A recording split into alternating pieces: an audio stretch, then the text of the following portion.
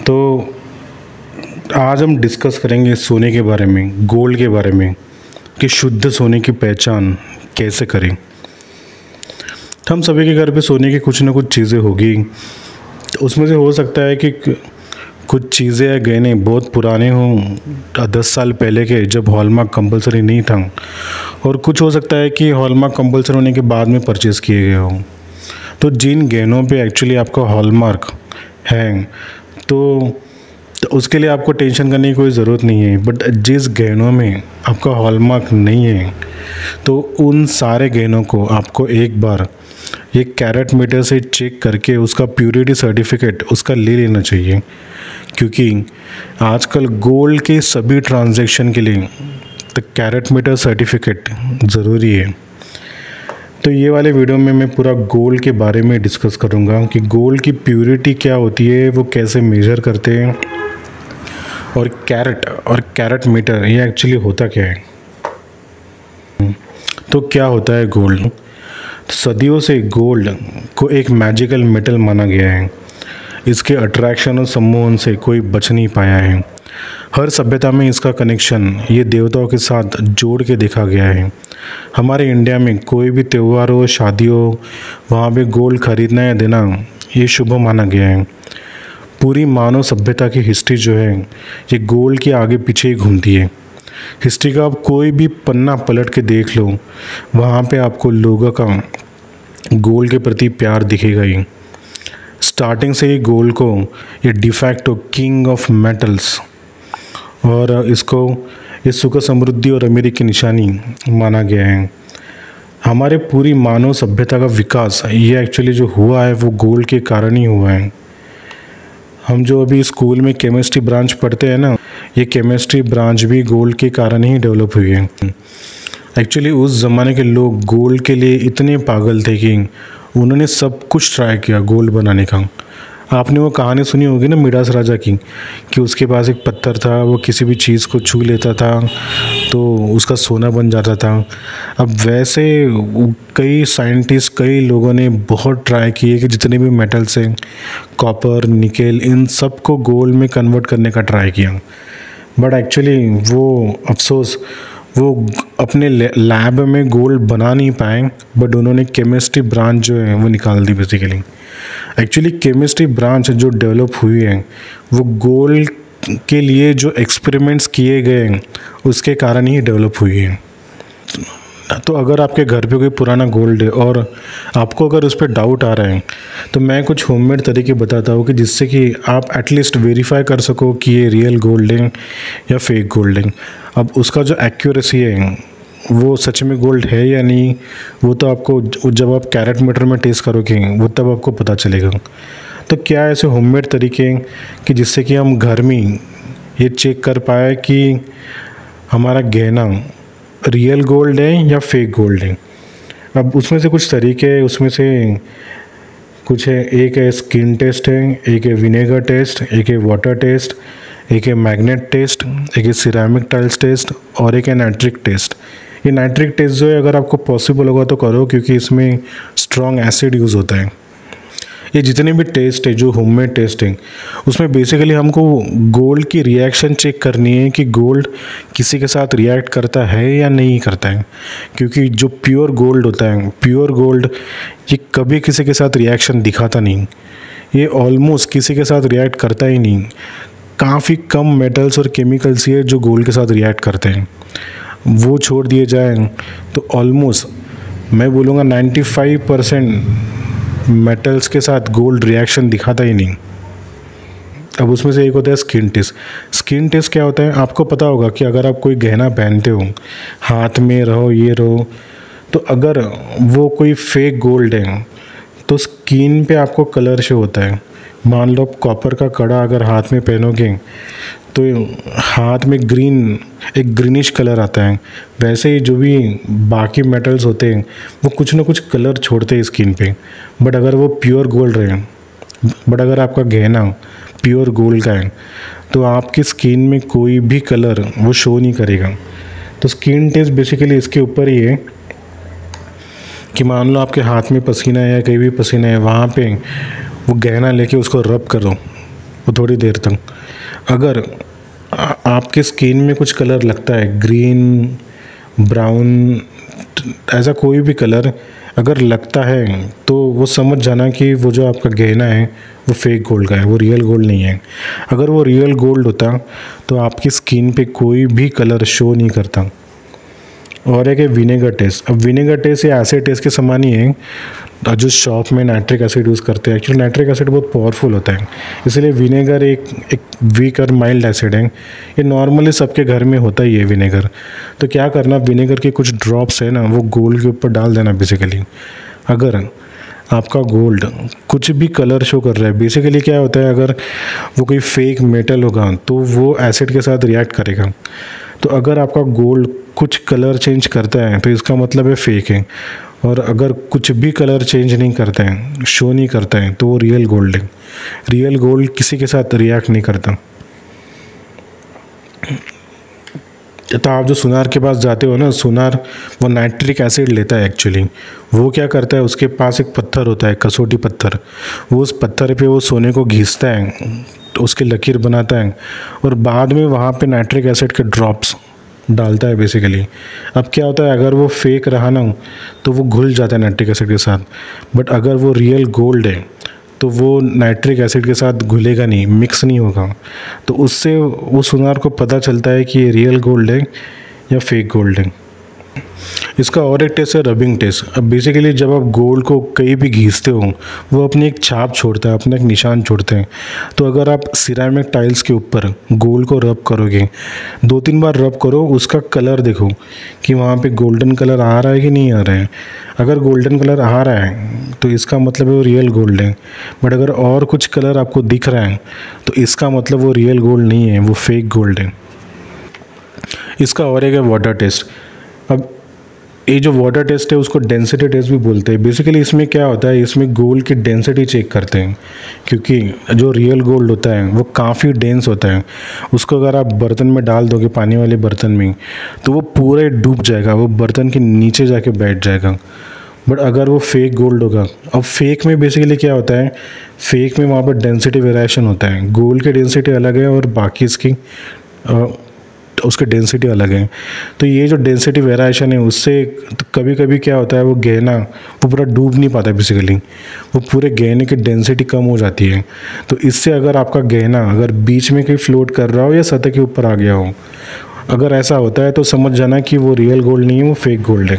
क्योंकि real gold कभी float नहीं करेगा, वो नीचे जाके बैठ जाएगा। इसमें और एक टेस्ट है मैग्नेट टेस्ट। अब बेसिकली क्या होता है, जो फेक गोल्ड होते हैं वहाँ कुछ तो मैग्नेटिक मटेरियल होते हैं, लोहा और कुछ रहा। तो इसमें क्या करना, एक पावरफुल मैग्नेट वो अपने गहने के पास लेके आना और चेक करना कि आपका गहना जो है वो अट्रैक्ट हो रहा है कि नहीं हो रहा है मैग्नेट की तरफ। अगर वो कुछ भी अट्रैक्शन शो करता है या कुछ भी मूवमेंट शो करता है तो वो समझ जाना कि ये फेक गोल्ड है, वो रियल गोल्ड नहीं है। अब मैंने जितने भी आपको तरीके बताए ये सारे अप्रोक्सीमेट तरीके हैं ये जानने के लिए कि वो सच में गोल्ड है या नहीं। पर अगर आपको उसके एक्यूरेट टेस्टिंग करनी है तो आपको वो कैरेट मीटर से ही टेस्ट करना पड़ेगा। एक्चुअली कैरेट मीटर वो जो भी आपका सैंपल है, जो भी आपका मेटल है, उसके अंदर क्या क्या मेटल्स है वो सारे को लिस्ट देता है। आपको एक्चुअली कैरेट मीटर, कैरेट, ये वर्ड्स शायद पता होंगे, बट मैं अज्यूम करता हूँ कि आपको इसके बारे में कुछ नहीं पता। और मैं बेसिक से ये पूरे टॉपिक को समझाता हूँ कि कोई भी बच्चा भी अगर इसको देख ले तो वो समझ जाएगा कि कैरेट और कैरेट मीटर क्या होता है। तो गोल्ड की चीज़ों में कैरेट मीटर सर्टिफिकेट ज़रूरी क्यों है? तो वो इसलिए क्योंकि गोल्ड ये बहुत कॉस्टली और प्रीशियस मेटल है। आज का रेट है 65,000 पर 10 ग्राम्स। तो जाहिर है इसमें प्रॉफिट कमाने के लिए कई लोग फ्रॉड करते ही हैं। तो कैरेट मीटर सर्टिफिकेट, तो कैरेट मीटर से जब आप टेस्टिंग करते हो तो आपको पता चल जाता है कि आपका जो गहना है उसमें गोल्ड और बाकी मेटल्स कितने, उनकी क्वांटिटी क्या है बेसिकली। और इससे जो भी फ्रॉड होते हैं उससे आप बच सकते हो। अभी आप बोलोगे कि भाई हमारे घर पे तो शुद्ध सोना है, हम सुनार के यहाँ गए थे, उसने बोला शुद्ध सोना है। ये हमारे सोने में कोई मिलावट नहीं है। तो मैं आपको एक बात बताना चाहता हूँ कि शुद्ध सोना जो होता है, प्योर गोल्ड, उसके सिर्फ बार और कॉइन्स होते हैं। शुद्ध सोने के कभी कोई गहने या ज्वेलरी नहीं बनती, क्योंकि शुद्ध सोना, प्योर गोल्ड जो होता है वो बहुत सॉफ्ट होता है, उस पर महीन नक्काशी काम नहीं किया जा सकता। अगर आप शुद्ध सोने का कोई गहना बनवाओगे तो वो टूटने का डर बहुत होता है। इसीलिए सोने को मजबूत करने के लिए, स्ट्रॉन्ग बनाने के लिए उसमें कुछ मेटल्स या इम्प्योरिटीज़ जैसे कॉपर, जिंक, सिल्वर, लेड ये मिलाए जाते हैं। एक्चुअली ये बेस मेटल्स कितने मिलाना है या आप क्या बनवा रहे हो उसके ऊपर डिपेंड है। अगर आपकी हैवी डिज़ाइन है तो सोनार उसको 14 या 18 कैरेट में बनवाएगा, और अगर आपकी ज़्यादा डिज़ाइन नहीं है तो वो 22 कैरेट में बनवा देगा। आप फ़ॉरेन के जो भी गहने देखते हो ना, फ़ॉरेन के, मान लो दुबई के जो गहने होते हैं पूरे हेवी डिज़ाइंस के, वो मोस्टली 14 कैरेट या 18 कैरेट के होते हैं। और इंडिया में मोस्टली जो हम लोग अपने सुनार से गहने बनवाते हैं वो 22 कैरेट के होते हैं। अब ये जो स्टैंडर्ड्स है बेसिकली 14, 18, 22 कैरेट, ये तो अभी अभी 10 साल में अभी भी आया है। बट इसके पहले ऐसा था कि सुनार अपने हिसाब से वो गहनों में ये सारे इम्प्योरिटीज़ और बेस मेटल मिक्स करता था। इसीलिए आप जो पुराने गहने देखोगे ना, वो आपको एक्यूरेट 14, 18, 22 में नहीं मिलेंगे। वो कुछ भी हो सकते हैं, 15, 16, 17, कुछ भी कैरेट के हो सकते हैं। अब बेसिकली इसके लिए हम सुनार को जिम्मेदार ठहरा नहीं सकते बेसिकली, क्योंकि उस टाइम के जितने भी तरीके थे गोल्ड प्योरिटी मेजर करने के, वो सारे अप्रोक्सीमेट तरीके थे, उसमें से कोई भी कंफर्म तरीका नहीं था। और उस ज़माने में ऐसा था कि उस ज़माने में मान लो आप कोई गहना बनवा भी रहे हो और उसमें से 1 या 2 ग्राम कम भी हो जाए उसके गलाई में, तो उस टाइम लोगों को टेंशन नहीं आता था। बट आज के ज़माने में अभी जब सोना 65,000 तक पहुंच चुका है, अगर आपका 1 या 2 ग्राम भी सोना कम हो जाए तो आपको टेंशन आ जाएगा। तो क्या होता है कैरेट और कैसे सोने की शुद्धता परखते हैं? आप लोगों ने कैरेट ये वर्ड जो है वो गोल्ड के लिए भी सुना होगा और डायमंड के लिए भी सुना होगा। तो क्या दोनों केस में इसका मीनिंग सेम है? नहीं। डायमंड के केस में जो कैरेट होता है वो उसका वेट बताता है, और गोल्ड के केस में जो कैरेट यूज़ होता है वो उसकी प्योरिटी बताता है। और डायमंड के केस में जो कैरेट है उसकी स्पेलिंग है CARAT, और गोल्ड के केस में जो कैरेट है उसकी स्पेलिंग है KARAT। तो सबसे पहले मैं डायमंड का कैरेट के बारे में डिस्कस करता हूँ। तो बेसिकली कैरेट ये वर्ड जो था ये कैरोबी सीड से लिया गया है बेसिकली। डायमंड एक्चुअली वो छोटे छोटे होते हैं इन सीड्स की तरह। तो पुराने ज़माने में एक्चुअली वो लोगों को एक कुछ स्टैंडर्ड वेट चाहिए था वो डायमंड को मेजर करने के लिए। और ये जो कैरोबी सीड्स जो होते हैं ये ऑलमोस्ट ये सभी एक साइज़ के होते हैं और ऑलमोस्ट इनका वेट सेम ही होता है। और ये सीड्स एक्चुअली ये अमेरिका, यूरोप, अफ़गानिस्तान ये बहुत जगह इजीली मिल जाते हैं। तो इसीलिए उन लोगों ने क्या किया, उन लोगों ने इन सीड्स को ही स्टैंडर्ड लिया डायमंड के लिए। तो वो लोग डायमंड का वेट ये सीड्स के रेफरेंस से करने लगे, यानी 1 कैरोब, 2 कैरोब। अब बाद में धीरे धीरे ये जो कैरोब वर्ड था ये कैरेट बन गया बेसिकली, और धीरे धीरे फिर उसको स्टैंडर्डाइज कर दिया गया। तो ये जो वेट था ये 0.2 ग्राम फिक्स कर दिया गया। तो बेसिकली जो 1 कैरेट होता था, तो basically 1 carat is equal to 0.2 gram. तो ऐसे कैरेट वर्ड का जो प्रयोग था वो डायमंड के लिए हो रहा था, बट उसको अभी तक गोल्ड के लिए किसी ने यूज़ नहीं किया था। और जिस टाइम रोमन्स आए बेसिकली, रोमन एम्पायर, तो उन लोगों ने कुछ सिल्वर कॉइन्स तैयार किए, उसे सिलिका बोलते हैं, जहाँ एक कॉइन का वेट उन्होंने 1 कैरोब सीड्स के बराबर या 0.2 ग्राम रखा। फिर उन्होंने एक गोल्ड कॉइन तैयार किया जो कि प्योर गोल्ड था, वो 99.99%। उसका नाम उन्होंने सोलिडस रखा। अब ये जो गोल्ड कॉइन था इसका मास उन्होंने 24 सिल्वर कॉइन्स के बराबर यानी 24 सिलिका के बराबर में रखा। अब 1 सिलिका ये 1 कैरेट होता था यानी 0.2 ग्राम, यानी एक गोल्ड कॉइन ये 24 कैरेट का यानी 4.8 ग्राम्स का था।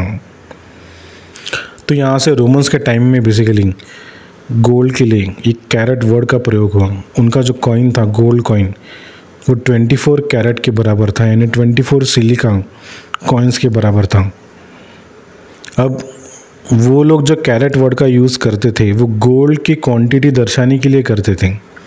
अब जैसा मैंने आपको बोला कि आप प्योर गोल्ड की ज्वेलरी बना ही नहीं सकते हो, उसमें आपको इम्प्योरिटीज़ ऑफ बेस मेटल्स डालने ही पड़ते हैं। तो वो जो बेस मेटल जो होते हैं उनको कैरेट में नहीं गिनते,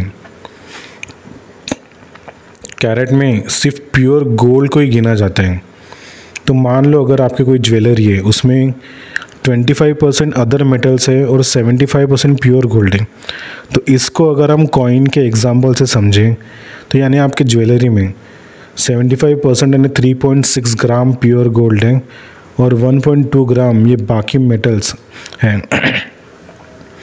तो अगर इस ज्वेलरी को एक कैरेट में कन्वर्ट करें तो वहाँ पे 3.6 ग्राम अपॉन 0.2 अगर अपन ने किया तो उसका आंसर आता है 18 कैरेट, यानी 75% गोल्ड ये 18 कैरेट के बराबर होता है।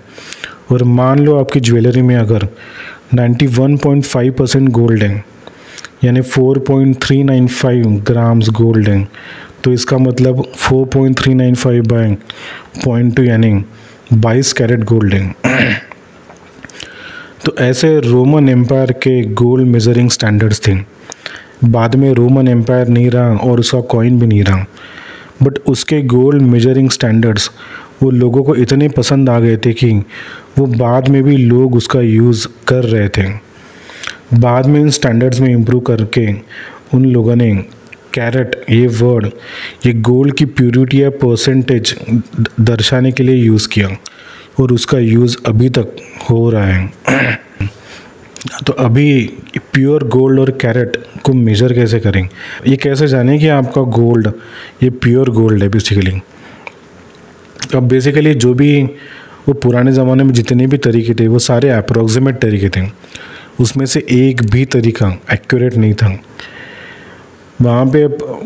तो अगर आपका सुनार अगर एक्सपर्ट है तो वो गहने का कलर देख के बोल सकता है कि आपका गहना ये 22 कैरेट का है, 18 कैरेट का है या 14 कैरेट का है, बिकॉज जो प्योर गोल्ड होता है उसका कलर डिफरेंट होता है। और जैसे आप गोल्ड में इम्प्योरिटीज़ ऐड करते हो तो गोल्ड में अलग अलग शेड आते हैं, तो उससे वो गोल्ड के शेड से आप बोल सकते हो कि ये कौन सा कैरेट का गहना है, ये 22 है, 18 है या 14 है। और उसका और एक तरीका है कि वो जो कसौटी पत्थर होता है ब्लैक स्टोन उस पर घिसो और उस पर एसिड डालो और उसका कलर चेंज देखो, तो उससे भी वो पता कर सकते हो कि 22 या 18 कैरेट का है। तो ऐसे उस ज़माने में सारे जितने भी तरीके थे वो गोल्ड को मेजर करने के लिए वो सारे अप्रोक्सीमेट तरीके थे, क्योंकि उस टाइम ऐसा था कि उस टाइम आपके गहनों में से 1 या 2 ग्राम सोना कम भी हो जाए तो वो कस्टमर को चल जाता था, वो ग्राहक इतना सोचता नहीं था। बट आज के ज़माने में जब सोने का भाव ये 65,000 हो चुका है तो कस्टमर वो 10 बार सोचता है अभी। तो इसीलिए अगर आपको सोने को मेजर करना है तो आपको एक्यूरेट इंस्ट्रूमेंट्स ही चाहिए, आपको एक्यूरेट तरीके ही चाहिए। तो करंटली भी साइंस इतना एडवांस हो चुका है कि हम किसी भी मेटल के अंदर हम कोई भी चीज़ को एक्सरे स्पेक्ट्रोमीटर से स्टडी करके उसके अंदर क्या है वो देख सकते हैं, उसके अंदर कौन से मेटल्स हैं, वो किस मेटल से बना है, पूरा हम चेक कर सकते हैं। अब ये जो फिनोमेना है उसको बोलते हैं एक्सरे फ्लोरोसेंस। अब बेसिकली इसमें क्या होता है, वो जो एक्सरे जो होती है ना वो पूरा जो वो आपका सैंपल है मेटल्स है उनको स्टिमुलेट करती है। अब बेसिकली एक्सरे ये हाई एनर्जी फ्रीक्वेंसी वेव्स होती है और उसकी जो वेवलेंथ होती है वो जो न्यूक्लियर डिस्टेंस होता है उसके बराबर होती है। बेसिकली क्या होता है, जिस टाइम एक्सरे मेटल के ऊपर गिरती है तो उसके कुछ इलेक्ट्रॉन्स जो है जो अंदर की ऑर्बिट होती है एकदम लोअर ऑर्बिट, तो उसमें से कुछ इलेक्ट्रॉन्स हैं वो निकाल देती है बेसिकली। अब बेसिकली जब इलेक्ट्रॉन किसी एटम से निकलता है, मेटल से निकलता है, वो तो वो पूरा अनस्टेबल होता है। तो उस केस में क्या होता है, जो बाहर का इलेक्ट्रॉन होता है वो अंदर जंप मारता है। वो जिस टाइम में जंपिंग मारता है तो उस टाइम वो एनर्जी रिलीज़ करता है। इसको आप समझ सकते हो कि जिस टाइम एक्सरे आप किसी सैंपल के ऊपर डालते हो तो वो सैंपल उतनी एनर्जी एब्जॉर्ब करता है जिसकी उसको ज़रूरत है बेसिकली, और एब्जॉर्ब करने के बाद वो सारी एनर्जी वो रिलीज़ करता है। और जितने भी मेटल्स होते हैं वो एक यूनिक एनर्जी वो रिलीज़ करते हैं बेसिकली। तो बेसिकली एनर्जी जो रिलीज़ होती है ये इलेक्ट्रोमैग्नेटिक वेव्स के फॉर्म में रिलीज़ होती है, बट ये हर एक मेटल के लिए एक यूनिक वेवलेंथ उसमें होती है। तो वो पूरा स्टडी करके हमें चेक कर सकते हैं कि जो हमारा सैंपल है उसमें मेटल्स कौन कौन से हैं। तो यहाँ मैंने बोला कि एक्सरे से हम किसी भी मेटल या सैंपल को स्टडी कर सकते हैं।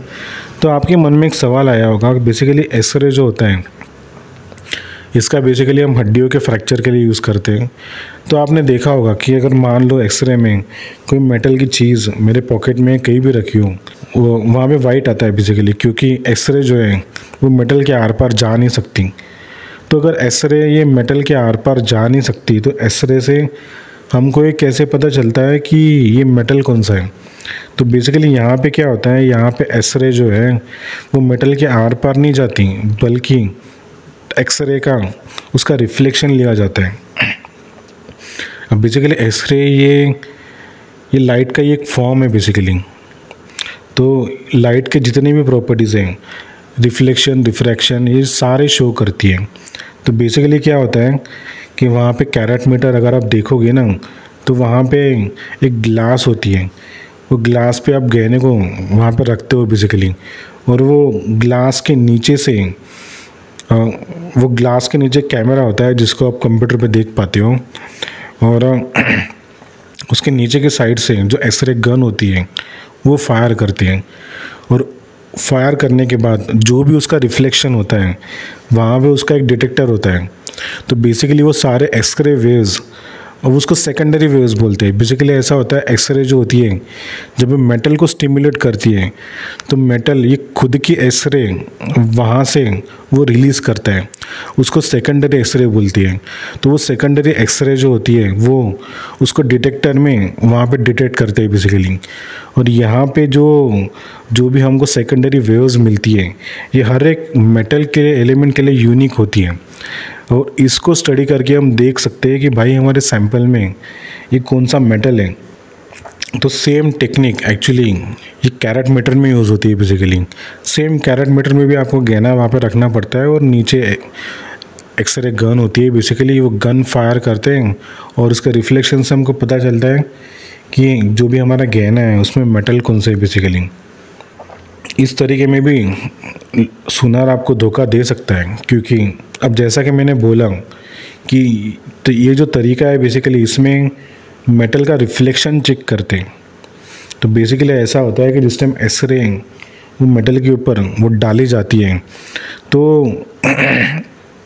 वो जो मेटल की ऊपर की लेयर होती है उससे रिफ्लेक्ट होती है।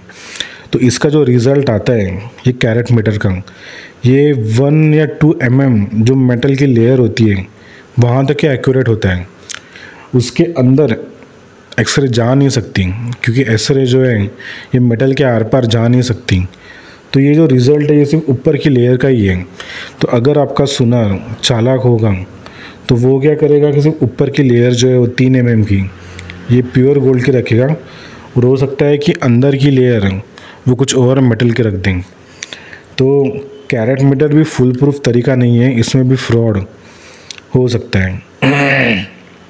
और तो अगर कैरेट मीटर से गोल्ड टेस्टिंग करवाना हो तो आप जो भी आपके शहर में जो भी बड़े बड़े ब्रांड्स होंगे वहाँ पे आप जाके वो चेक करवा सकते हो। वो जो तनिष्क है बेसिकली यहाँ तो फ्री ऑफ कॉस्ट ही है, वहाँ आप जाओगे तो वो तनिष्क वो आपसे कोई पैसा नहीं लेगा, वो फ्री में आपको आपका गहना चेक करवा के देगा। अगर आप नागपुर में हो तो नागपुर में भी तनिष्क है, यहाँ पे करण कोठारी ज्वेलर्स हैं, और काफ़ी बड़े बड़े ब्रांड्स हैं, उनके पास भी कैरेट मीटर है तो आप वहाँ पे चेक करवा सकते हो। अब ये जो कैरेट मीटर जो इंडिया में आया उसकी भी एक इंटरेस्टिंग कहानी है, वो मैं शेयर करता हूँ बेसिकली। तो कैरेट मीटर को इंडिया में लेके आने का पूरा श्रेय जो जाता है वो तनिष्क को जाता है। और कैरेट मीटर के कारण ही तनिष्क ये इंडिया का सबसे बड़ा ब्रांड बन पाया। अगर कैरेट मीटर नहीं होता तो तनिष्क और टाइटन, वो जो टाटा के ब्रांड थे, वो कब के बंद हो जाते हैं। एक्चुअली ये हुआ था कि बेसिकली अब 10-20 साल पहले इंडिया में ज्वेलरी इंडस्ट्री में कोई भी ब्रांड नहीं था। अब ज्वेलरी के लिए उस टाइम के लोग ये सारे अपने लोकल जो सुनार होते हैं उनके ऊपर ही डिपेंड थे, क्योंकि गोल्ड ज्वेलरी में ट्रस्ट एक बहुत बड़ा फैक्टर होता है। और कोई भी नया सुनार आपको मूर्ख बना के आपसे पैसे ले सकता है, क्योंकि आपको नहीं पता ना कि जो आपकी ज्वेलरी है जो आप खरीद रहे हो उसके अंदर क्या है। हो सकता है बाहर में सोने के लिए और अंदर कुछ और मेटल हो। तो इसीलिए जो ये सोने का बिजनेस था ये पूरा ट्रस्ट के ऊपर ही था। आप बेसिकली कस्टमर्स उन ज्वेलर से ही सोना खरीदते हैं जिनके ऊपर उनका ट्रस्ट हो। तो बेसिकली तनिष्क 1919 में लॉन्च किया गया था, बट जिस टाइम ये लॉन्च हुआ था उस टाइम उसको बहुत स्ट्रगल करना पड़ा था, क्योंकि लोग उसके पास आ ही नहीं रहे थे। अब स्टार्टिंग में तनिष्क ने 18 कैरेट की ज्वेलरी लॉन्च की थी, क्योंकि आप फॉरेन में देखो, फॉरेन के जो भी ब्रांड्स देखो तो वो मोस्टली 18 कैरेट में ज्वेलरी बनवाते हैं। वो लोग 22 कैरेट यूज़ नहीं करते हैं। 22 कैरेट मोस्टली इंडिया में यूज़ होता है। और हम जो भी सुनार को ज्वेलरी मांगते हैं तो वो भी 22 कैरेट ही मांगते हैं। एक्चुअली इसका रीज़न बेसिकली ये है कि 18 कैरेट में आप डिज़ाइंस अच्छे बनवा सकते हो, 22 कैरेट में इतने अच्छे डिज़ाइन नहीं बनवा सकते हो। तो बेसिकली वो तनिष्क ने पहले 18 कैरेट लॉन्च किया था, और जो भी इंडियंस थे उनको 22 कैरेट की हैबिट थी, तो वो लोग जा नहीं रहे थे वो तनिष्क में।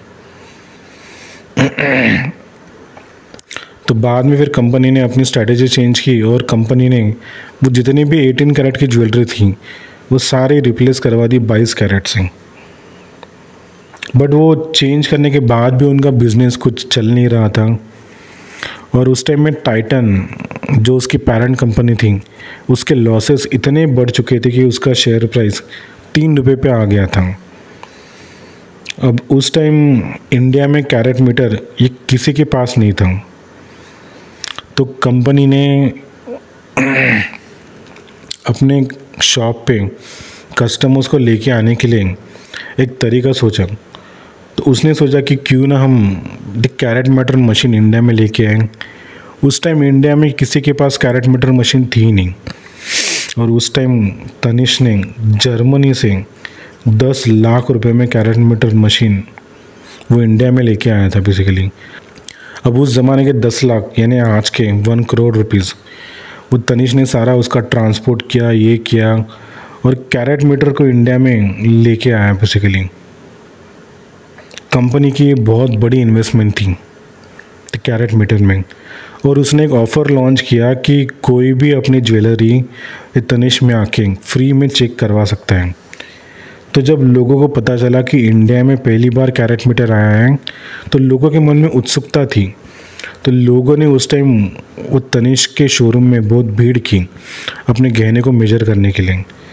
बट जिस टाइम लोगों ने अपने ज्वेलरी के रिज़ल्ट देखे तो वो बहुत निराश हो गए, क्योंकि मोस्टली लोगों की ज्वेलरी थी, क्योंकि बहुत लोगों ने अपनी ज्वेलरी 22 कैरेट समझ के परचेज़ की थी। बट जिस टाइम उन्होंने मशीन में चेक किया तो किसी का 19 कैरेट, किसी का 18 कैरेट, किसी का 17 कैरेट। तो बेसिकली वो देख के वो सारे लोग निराश हो गए, तो उन्होंने जाना ही छोड़ दिया। अब इसमें बेसिकली वो जो सुनार था उसकी गलती नहीं थी, क्योंकि उस टाइम इतने एक्यूरेट तरीके नहीं थे गोल्ड को मेजर करने के लिए। तो धीरे धीरे लोगों ने तनिष्क जाना ही छोड़ दिया। अब तनिष्क फिर से टेंशन में आ गया। अब उस टाइम ऐसा हुआ था कि तो फिर तनिष्क ने मीटिंग बुलवाई कि अब कस्टमर को कैसे लेके आया जाए। तो उस टाइम तनिष्क ने अपने स्ट्रैटेजी के बारे में सोचा कि क्यों लोग नहीं आ रहे हैं। तो उनको समझ में आया कि बेसिकली तो उन्होंने लोगों के सामने एक प्रॉब्लम खड़ी कर दी है कि उनके गहने या एक्यूरेट नहीं है, बट उन्होंने लोगों को उसका सोल्यूशन नहीं दिया। तो उसके बाद तनिष्क ने और एक ऑफ़र लॉन्च की कि आप फ्री में तो ज्वेलरी चेक करवा ही सकते हो, और अगर आपके ज्वेलरी में 1 या 2 कैरेट कम है 22 कैरेट से, तो तनिष्क आपको वो 22 कैरेट की ज्वेलरी फ्री ऑफ कॉस्ट वो रिप्लेस करके देगा। वो बस आपको वहाँ पे मेकिंग चार्जेस पे करने पड़ेंगे। तो ये ऑफ़र देख के अब लोग और अट्रैक्ट हो गए, और इस ऑफ़र ने तनिष्क की पूरी किस्मत बदल के रख दी। तनिष्क के पूरे भाव आसमान चले गए। जो टाइटन का शेयर वो 3 रुपये का था, वो 1000 रुपये का हो गया। आपने राकेश झुनझुनवाला का नाम सुना ही होगा। राकेश झुनझुनवाला ने तनिष्क में भारी इन्वेस्टमेंट की थी। जिस टाइम में तनिष्क का शेयर ऊपर गया, वो तो करोड़पति हो गए। राकेश झुनझुनवाला की संपत्ति ये 1000 गुना हो गई। तो ऐसे तनिष्क इंडिया में नंबर 1 ब्रांड बना। तो बेसिकली ये सारे तरीके हैं अपनी गोल्ड की प्योरिटी चेक करने के लिए, वेरीफाई करने के लिए। मैं आशा करता हूँ कि आपको कुछ सीखने को मिला होगा, कुछ नई जानकारी मिली होगी। तो अगर आपको वीडियो अच्छा लगे तो लाइक करो, शेयर करो। चलो बाय, मिलते हैं नेक्स्ट वीडियो में।